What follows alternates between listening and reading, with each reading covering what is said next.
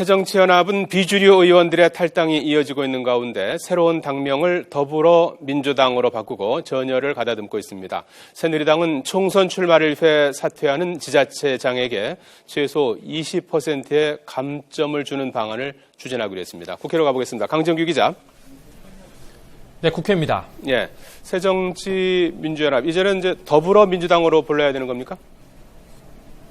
네, 그렇습니다. 새정치민주연합이 오늘 오전 당무위원회를 통해 더불어민주당으로 이름을 바꿨습니다.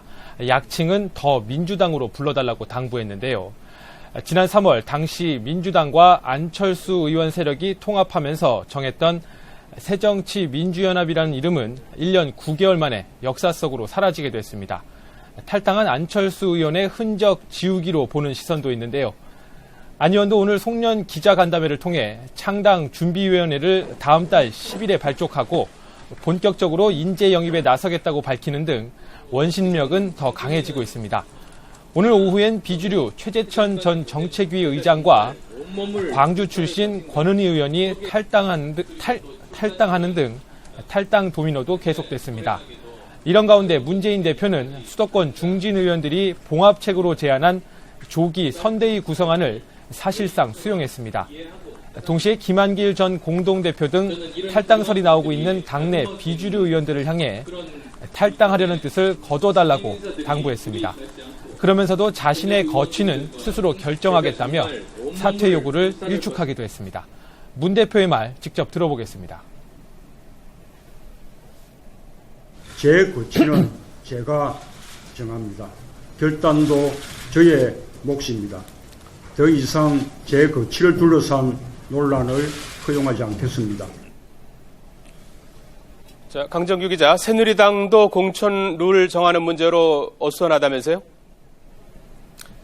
네, 그렇습니다. 당 공천특위는 지난 사흘간의 연휴 동안 논의한 내용을 오늘 최고위원회에 중간 보고했습니다. 최고위원들 사이에서 이견이 적었던 부분은 가점과 감점에 대한 내용입니다.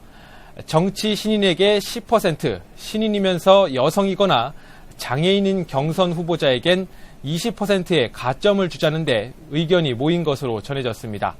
반면 총선 출마를 위해 사퇴하는 지방자치단체장에겐 최소 20%의 감점을 주는 방안이 추진될 것으로 보입니다. 험지에 출마시키기 위해 영입한 인물은 현행 당헌 당규에서 정한 단수 추천 대상에 포함하는 쪽으로 가닥을 잡았는데요. 단 능력이 월등한 경우라는 단서를 달았기 때문에 논란의 여지를 남겼습니다. 영입한 인물을 무조건 단수 추천할 경우 전략 공천으로 해석될 수 있는 반면 월등함을 여론조사 경선 등으로 증명해야 할 경우 김무성 대표가 말한 상향식 공천으로도 볼 수 있기 때문입니다. 이 밖에 일반 국민과 당원의 경선 참여 비율을 높이는 문제나 현역 의원에 대한 자격심사 강화 등에 대해서는 결론을 내리지 못한 것으로 알려졌습니다. 김무성 대표의 말입니다. 중간 보고는 오늘 했고, 그래서 최고위원도 의견을 또 줬고, 그걸 가지고 다시 또 하고, 아직 최종 확정된 것이 아니기 때문에 뭐라고 공개적으로 밝힐 단계는 아닙니다.